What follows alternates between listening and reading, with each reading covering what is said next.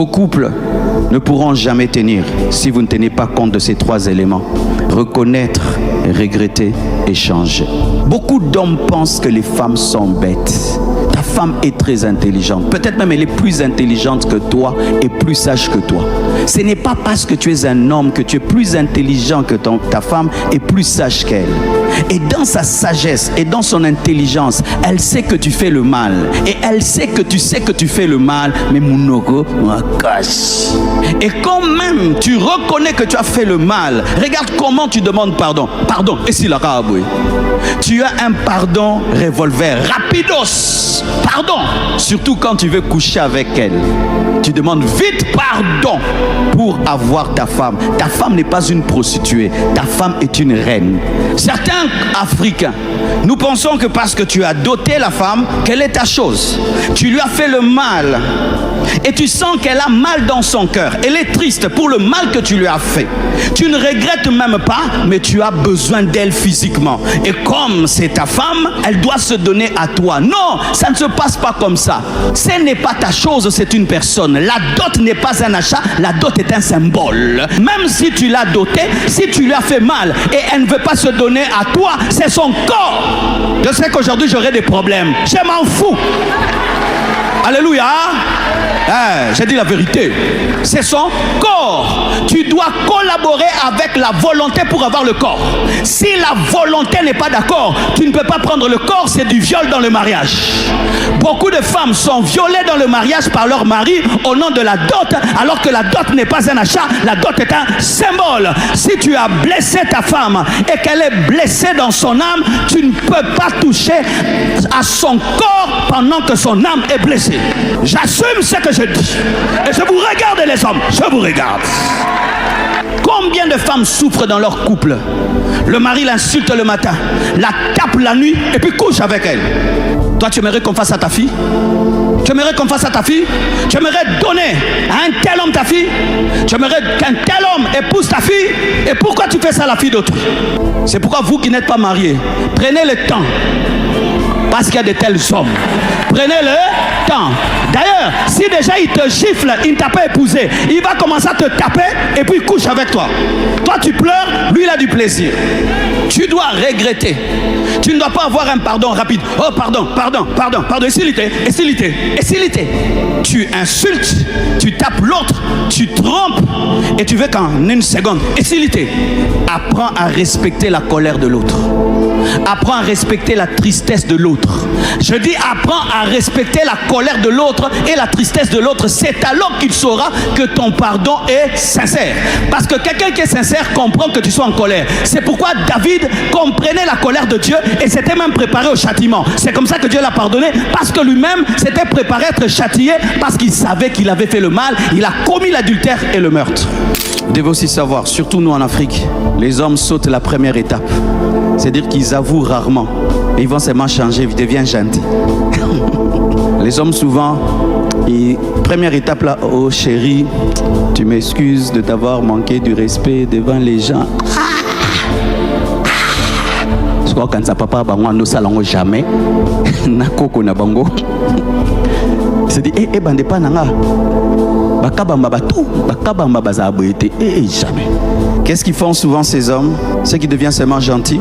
Le matin il est gentil, te donne des cadeaux, il te propose d'aller au restaurant. Maman, ne sois pas dur, pardonne. Il a demandé pardon, mais n'a pas congolais. Pardonnez aussi aux gens qui n'arrivent pas à le dire, mais qui le disent autrement, parce que l'essentiel c'est la paix, c'est la paix. Ne soyez pas des gens qui sont là. Tu dois reconnaître, le pasteur avait dit papa, le pasteur avait dit papa, tu t'agenouilles, tu demandes non. Parce que la Bible dit que la mesure que tu utilises pour juger l'autre sera utilisée contre toi. Si avec ton mari tu es très exigeant, lui aussi sera exigeant avec toi. Si toi, quand l'autre fait le mal, tu deviens comme un juge qui le suit en toutes choses, lui aussi le sera avec toi, parce que ce que nous sémons, nous le récoltons. Ce passage met en lumière un problème très réel dans beaucoup de relations aujourd'hui, le manque de sincérité dans la reconnaissance du tort. L'orateur insiste sur 3 éléments essentiels: reconnaître, regretter et changer. Et ce qui est frappant, c'est que beaucoup s'arrêtent seulement au premier niveau. Reconnaître ne suffit pas. Dire « j'ai fait une erreur » sans un véritable regret et sans un changement concret, c'est vide de sens. Et c'est exactement ce qui détruit progressivement la confiance dans un couple. Il souligne aussi un point très important, la perception de l'autre. Beaucoup d'hommes sous-estiment l'intelligence et la sagesse de leur femme. Pourtant, elle sait quand quelque chose n'est pas sincère. Et c'est là que le problème devient profond. Lorsque quelqu'un demande pardon sans être réellement touché intérieurement, cela se ressent. Les gestes deviennent mécaniques, les excuses deviennent superficielles et la relation commence à se fragiliser. Il donne un exemple très concret, devenir soudainement gentil, offrir des cadeaux, changer temporairement de comportement, mais sans transformation réelle. Ce type d'attitude ne répare pas le mal, il le masque seulement. Et enfin, il rappelle un principe fondamental, ce que tu fais à l'autre te sera fait. Si tu es dur, exigeant, juge envers ton partenaire, tu récolteras la même chose. Cela veut dire que la qualité de ta relation dépend directement de ton propre comportement. Ce que tu sèmes dans ton couple aujourd'hui détermine ce que tu vas vivre demain. Donc, la vraie question n'est pas simplement est-ce que tu reconnais tes erreurs, mais est-ce que tu es prêt à changer réellement pour construire une relation solide et durable ?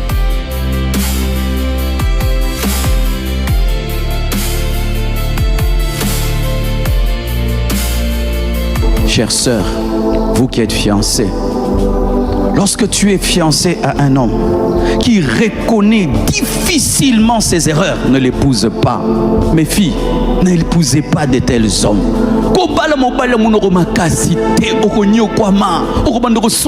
En français, n'épouse jamais un homme qui reconnaît difficilement ses erreurs dans les fiançailles. Il sera davantage mauvais dans le mariage. Un homme que tu attrapes et qui te bat. Tu le téléphones, tu es où? Il te dit qu'il a matété, alors que tu le vois limité. Hey. Quand on te demande tu es où, fais attention, hein? Peut-être qu'on te voit. Oh, Nazar matété. Chérie, je t'ai vu, tu as limité où? Je suis derrière toi. Je n'aime pas des femmes comme ça. Ça, c'est l'esprit de contrôle.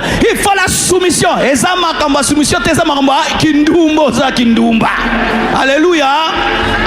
Tu n'es pas obligé de continuer une telle relation. C'est pourquoi j'ai dit au premier culte, vous savez qu'une chose, une femme, même si elle n'est pas mariée, si elle a Jésus, elle a de la valeur. Et même si elle n'a pas Jésus, elle a la valeur. Tu as étudié, tu as une éducation. La femme n'a pas de la valeur quand elle se marie, même si elle n'est pas mariée, elle a de la valeur. Donne-moi l'amen, hein? Car il y a même des femmes qui ne sont pas appelées à se marier. Je sais que là, j'ai dérangé l'Africain, mais j'aimerais vous dire la vérité. Ta valeur n'est pas d'abord dans le mariage. Ta valeur est en Dieu. Ta valeur est dans ton potentiel. Tu as étudié, tu es intelligente, tu sers Dieu, tu as l'onction, tu prêches, tu enseignes. Comme ma sœur Naomi qui est là. Vous voulez dire qu'elle aura la valeur quand elle va se marier? Elle vous a prêché vendredi, il y avait l'onction ou pas? Est-ce qu'elle aura la valeur quand elle va épouser France? Elle a déjà de la valeur. Mariage ou pas mariage? Si c'est le mariage qui vous donne la valeur, alors si ton mari meurt, tu n'as plus de valeur. Investissez dans les études de vos filles. Faites étudier vos filles. Élevez vos filles. Encadrez vos filles. Honorez vos filles. Arrête de mépriser ta fille parce qu'elle n'est pas mariée. Des mamans, vous poussez vos filles à épouser n'importe qui en dérangeant vos filles. Chère maman, ta fille peut épouser un voyou parce que tu n'as pas la sagesse.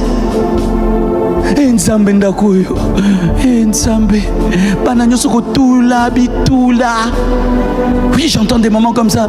Jésus, je t'ai fait quoi? Bitoula na bitoula nzambe.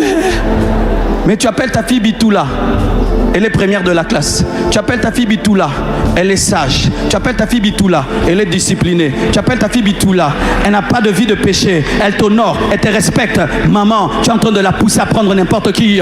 Maman, tu as de la valeur, ma soeur. Que tu sois mariée ou pas, donne-toi du poids. Et quelqu'un qui se donne du poids n'épouse pas n'importe qui.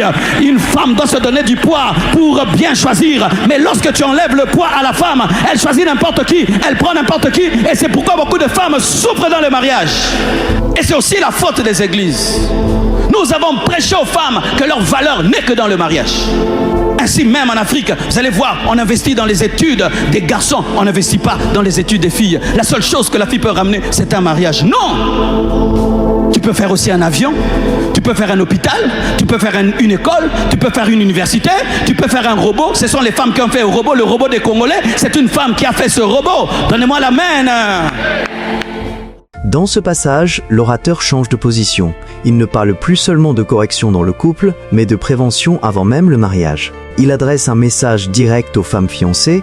Observe bien l'homme avec qui tu es avant de t'engager. Pourquoi ? Parce que la capacité à reconnaître ses erreurs n'est pas un détail, c'est un fondement. Un homme qui refuse d'admettre ses torts aujourd'hui ne changera pas automatiquement après le mariage. Au contraire, ce défaut va s'amplifier avec le temps. Et c'est là que beaucoup se trompent. Elles pensent qu'avec l'amour, avec le temps ou avec le mariage, les choses vont évoluer. Mais en réalité, le mariage ne transforme pas une personne, il révèle et amplifie ce qu'elle est déjà. Si un homme est orgueilleux avant le mariage, il le sera encore plus après. S'il fuit ses responsabilités aujourd'hui, il les fuira encore demain. Et surtout, un homme qui ne reconnaît pas ses erreurs crée une relation déséquilibrée où la communication devient impossible. Parce que sans reconnaissance, il n'y a pas de réparation. Et sans réparation, il n'y a pas de paix durable. Ce message est donc un appel à la lucidité. Ne te base pas uniquement sur les émotions ou les promesses, mais sur les comportements réels que tu observes aujourd'hui. Parce que le choix que tu fais maintenant va déterminer la qualité de ta vie demain. Si tu n'es pas exigeante dans les fiançailles, sache que tu vas souffrir dans le mariage. Quelqu'un qui ne donne pas la valeur à une voiture qui est en sachet, 0,0, va-t-il respecter une voiture qui a un problème d'amortisseur? Tu as un sachet, il ne te respecte pas. Quand tu auras un problème de prise d'air, il va te respecter. Tu as une voiture 0,0, il ne te respecte pas. Quand tu auras un problème de carrosserie, il va te respecter. Tu es toute jeune, il ne te respecte pas. Maintenant, quand tu vas devenir une maman de 50 ans, il va te respecter. Les fiançailles révèlent le mariage. Les fiançailles ratées révèlent un mariage raté. Et j'aimerais vous dire, même si vous avez fixé la date de mariage, même si vous avez la salle, même si vous avez des parrains, si tu sens que cet homme a ce défaut-là, fais attention, mais pause. Vaut mieux mourir seul qu'être mal accompagné. Vaut mieux mourir seul qu'être mal accompagné. Je dis, vaut mieux mourir seul qu'être mal accompagné. Et donnez-moi la main, je vais parler. Le problème aujourd'hui, c'est que les mariages sont mis sur Instagram, sur Facebook et sur les réseaux sociaux. Et maintenant, c'est devenu une compétition. Les gens ne se marient plus parce qu'ils ont trouvé l'amour, mais se marient pour prouver avoir des lol et des likes et des abonnés. Ok, tu auras les lol, tu auras les abonnés, tu auras les commentaires. Mais est-ce que ce sont les commentaires qui vont vivre avec toi et qui vont supporter ce caractère-là? Vous pouvez avoir un mariage en rose, en bleu, en jaune, au bord de l'eau, au bord de la plage, et après tu souffres. Vaut mieux un petit mariage dans l'église là, toutes 3 personnes, mais il t'aime, il est sérieux, c'est un responsable, même s'il n'y a pas eu de belles photos, même s'il n'y a pas eu de caméra, mais tu es heureuse. Nous connaissons beaucoup de nos mamans qui se sont mariées, autant il n'y avait pas les réseaux sociaux, 30 ans de mariage, 40 ans de mariage, 50 ans de mariage, aujourd'hui des divorces et des divorces. Pourquoi? Vous vous mariez pour faire le buzz, vous mariez pour les photos, vous pensez plus à la fête, mais pas à la vie. Vous pensez plus aux vêtements, mais pas au caractère. Vous pensez plus à la voiture, mais pas à la plénitude de l'esprit. Vous pensez plus aux filles d'honneur, mais pas à une vraie relation. Faites attention, chères femmes. Et j'aimerais vous dire que vous avez de la valeur. Tu n'as pas à battre un record. Tu n'es pas en course avec quelqu'un. Chacun sa vie, chacun sa destinée. Certains vont se marier à l'âge de 25 ans, d'autres à 30 ans, d'autres à 40 ans, 50 ans, pourvu de trouver l'homme que Dieu t'a choisi. Et l'homme que Dieu te donne va te respecter, va t'honorer et ne va pas se déranger de reconnaître ses erreurs. Un homme grand reconnaît ses erreurs. Un homme grand reconnaît ses erreurs. Un homme grand descend pour faire monter. Jésus est descendu pour faire monter l'église. L'homme a péché, c'est Dieu qui est allé chercher l'homme. L'homme n'a pas cherché Dieu, c'est Dieu qui est allé. Qui est plus grand? Celui qui cherche ou celui qui est trouvé? C'est celui qui cherche. C'est celui qui résout le problème et qui amène la paix qui est le plus grand. Comment tu peux reconnaître un grand homme? Lorsqu'il y a des problèmes entre vous, il brise la glace pour imposer la paix. C'est un grand homme. Mais un homme qui boude comme un bébé.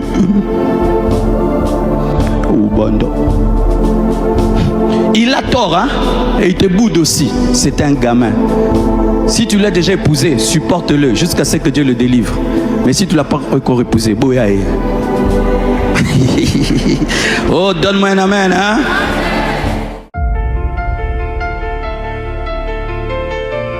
Dans ce passage, l'orateur va encore plus loin en mettant l'accent sur un principe que beaucoup ignorent, les fiançailles ne sont pas une formalité, elles sont une révélation. Il explique clairement que la manière dont une personne se comporte avant le mariage est un indicateur direct de ce qui va se passer après. Autrement dit, les fiançailles sont comme un miroir du futur mariage. L'exemple de la voiture est très parlant. Si quelqu'un ne respecte pas ce qui est en bon état aujourd'hui, comment pourra-t-il respecter ce qui sera plus fragile demain? Cela veut dire que le respect ne dépend pas de ton état, de ton âge ou de ta situation, mais du caractère de la personne en face de toi. Beaucoup de personnes pensent que les choses vont s'améliorer avec le temps, mais en réalité, ce qui est toléré aujourd'hui devient une norme demain. Il met aussi en garde contre une dérive actuelle, les mariages basés sur l'apparence et la validation sociale. Se marier pour les réseaux sociaux, pour les likes ou pour l'image, c'est construire sur quelque chose de superficiel, et ce qui est superficiel ne tient jamais sur la durée. Mais le point le plus profond de ce passage, c'est la définition du véritable homme. Un homme mature n'est pas celui qui a toujours raison, mais celui qui est capable de reconnaître ses torts et de prendre l'initiative de restaurer la paix. Il compare cela à une attitude spirituelle forte. Celui qui est réellement grand, c'est celui qui descend, qui fait le premier pas, qui brise le silence pour résoudre le problème. À l'inverse, quelqu'un qui s'enferme dans l'orgueil, qui boude, qui refuse de dialoguer, ne fait que montrer une immaturité émotionnelle. Et c'est là que le message devient très clair. Si tu vois ces signes avant le mariage, tu dois être extrêmement vigilant, parce qu'un défaut ignoré aujourd'hui peut devenir une souffrance permanente demain. Donc, la vraie question n'est pas seulement est-ce que cette personne t'aime, mais est-ce qu'elle a la maturité nécessaire pour construire une relation stable, saine et durable.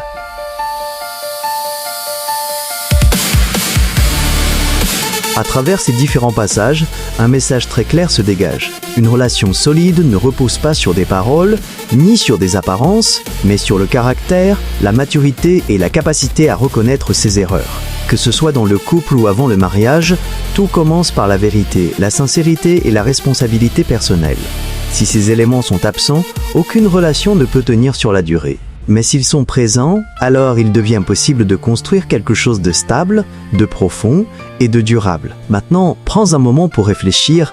Est-ce que tu es dans une relation qui repose sur ces bases ou simplement sur des apparences? Si ce message t'a touché profondément, abonne-toi, active la cloche, écris en commentaire « Je commence aujourd'hui » et partage cette vidéo à quelqu'un qui en a besoin. Merci. Vous avez été édifié par cet enseignement et vous aimeriez en écouter d'autres. Abonnez-vous sur notre chaîne YouTube. Que Dieu vous bénisse.